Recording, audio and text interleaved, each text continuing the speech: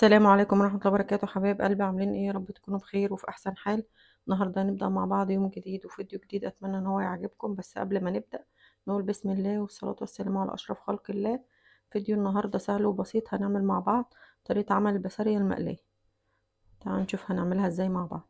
بس اتمنى يا جماعة اللي دخل الفيديو شير ولايك وسبسكرايب للقناة وفعل زر الجرس عشان يوصلوا اشعار بأي فيديو بنزله. يلا نشوف هنعملها ازاي مع بعض. كده معايا هنا البسارية، جبتها وغسلتها وصفيتها كويس عشان تنزل اي مية فيها. ومعايا هنا توم، معلقة توم كبيرة مفروم، وليمونة، ونص معلقة بصل بودر، ونص معلقة توم بودر، وده ملح بس مش باين عشان الطبق ابيض، نص معلقة شطة، معلقة كمون، معلقة كزبرة. اهي. هنعملها بقى مقلية بتبقى جميلة قوي. اهي. لما تعملوها وتدوقوها هتعجبكم. يلا بقى نشوف هنعملها ازاي مع بعض.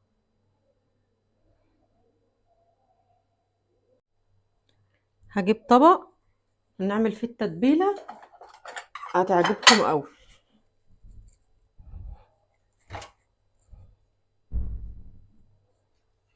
احط التوم كده،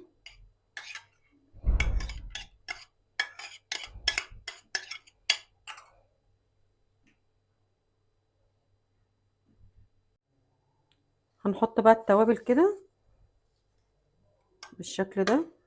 الثوم البودر والبصل البودر بيديها نكهة كويسة. اهي بالشكل ده كده، ونقلبهم كويس، يعني تدمجي الخليط كله في بعض.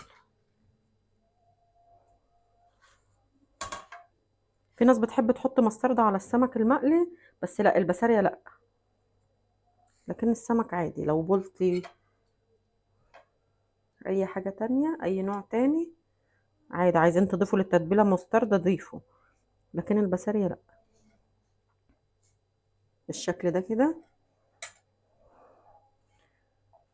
هدخل بقى الليمون في التتبيلة كلها وبعدين اتبلها. انا هاخد جزء اقليه وجزء منها اخلله لانها كتير، 2 كيلو. اهي بالشكل ده كده. هنا هجيب بولة بالشكل ده، هاخد بقى الكمية اللي انا هعملها، يعني كيلو بالظبط كده او اقل.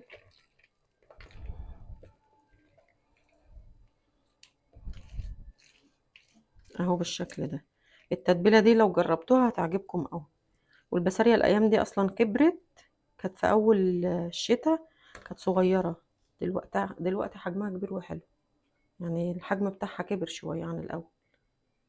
حتى في التخليل هتبقى حلوة. انا عاملاها على القناة مرتين، مخليلاها مرتين على القناة. ادخلوا شوفوا الفيديو، لو عايزين نحط لكم اللينك هحطه لكم في صندوق الوصف، يا اما في اول تعليق مثبت. في ناس ما بتحبهاش مقليه، وانا والله ما كنت باكلها مقليه، بس لما جربتها لقيتها طعمها حلو. يعني ما تحكموش على الحاجه من قبل ما تدوقوها. انا كنت بقول هي صغيره ما فيهاش حاجه تتاكل، بس لما دقتها عجبتني.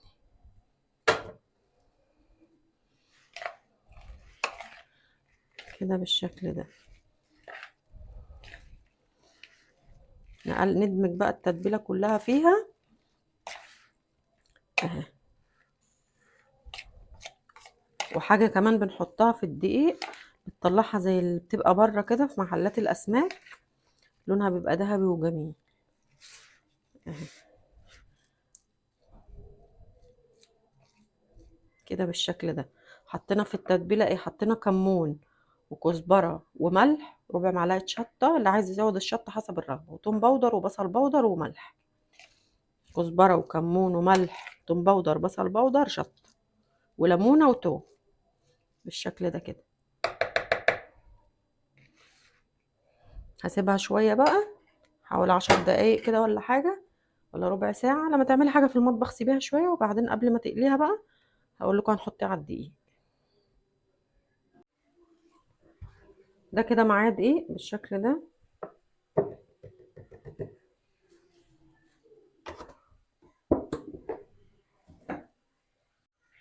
هنا بقى هحط على الدقيق ايه؟ هحط نص معلقه كزبره، نص معلقه كمون، ربع معلقه شطه، معلقه كركم. نص معلقه كزبره، نص معلقه كمون، ربع معلقه شطه، معلقه كركم. وهحط شويه ملح كمان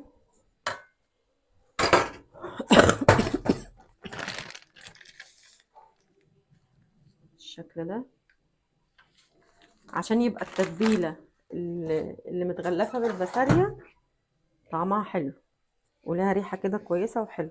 ما يبقاش الدقيق كده ساده من غير حاجه، يبقى طعمه مش ليه طعم. بنعمل ايه بقى؟ هنجيب البسارية نحطها كده في الدقيق،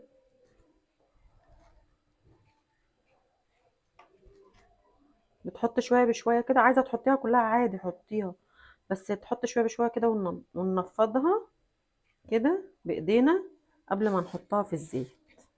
يعني بتشيل شويه بشويه كده وتنضفيهم كده بايديكي، او بمصفى صغير انت عاملاه للحاجه اللي زي كده اهي، عشان ما يبقاش، بصوا ايدي اللي مش فيها دقيق، ما يبقاش في ايدك يعني ما يبقاش الطاسه تنزل فيها دقيق كتير اهي.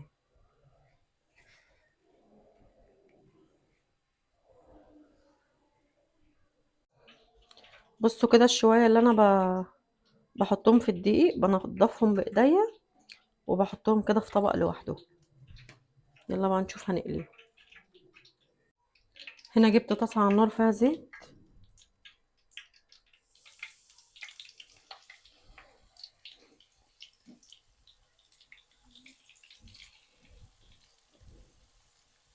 نوزعها كده، هي اصلا ما بتاخدش وقت.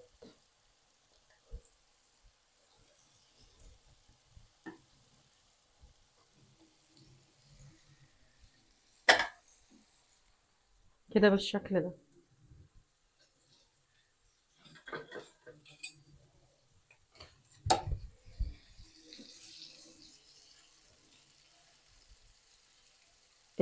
الكركم بدي التتبيله لون حلو قوي، اول ما بتطلعيها كده تقدميها مع اسماك او مع حاجه انت عاملاها بتبقى لونها حلو.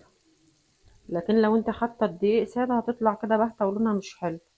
زي ما بنضيف الكركم للسمك لخلطه السمك، في خلطه برضو سايله للسمك هبقى اعملها لكم في فيديو تاني.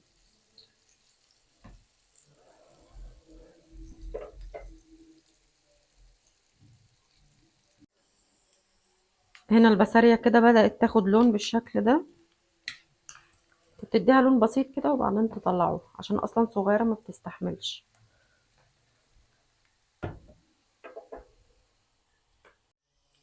هحط بقى كده الكمية الباقية معايا بالشكل ده